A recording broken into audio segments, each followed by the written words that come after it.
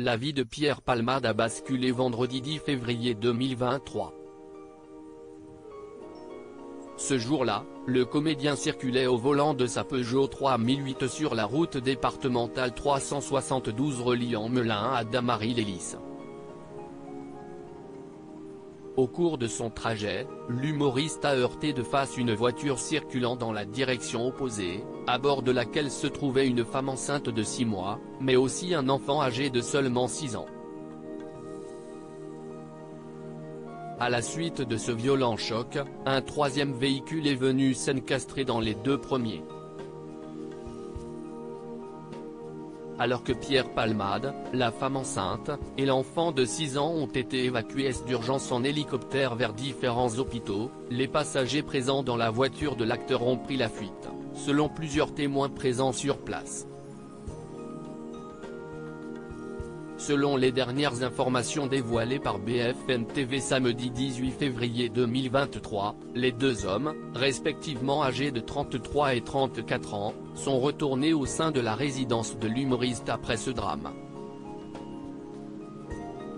C'est en tout cas la conclusion à laquelle les enquêteurs sont arrivés après avoir exploité les caméras de vidéosurveillance. De plus, les deux passagers en fuite de Pierre Palmade ont été identifiés grâce au bornage de leur téléphone portable. Par la suite, l'un d'entre eux fut retrouvé quelques jours plus tard à Clichy-la-Garenne, tandis que le second s'est rendu de lui-même aux autorités.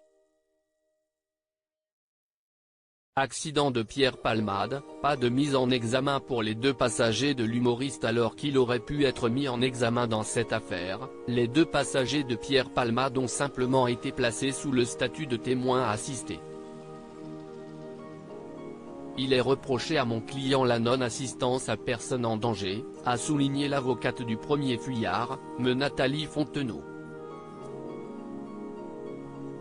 Par ailleurs, il a été révélé par le JDD que l'un des passagers, Sam Bouget,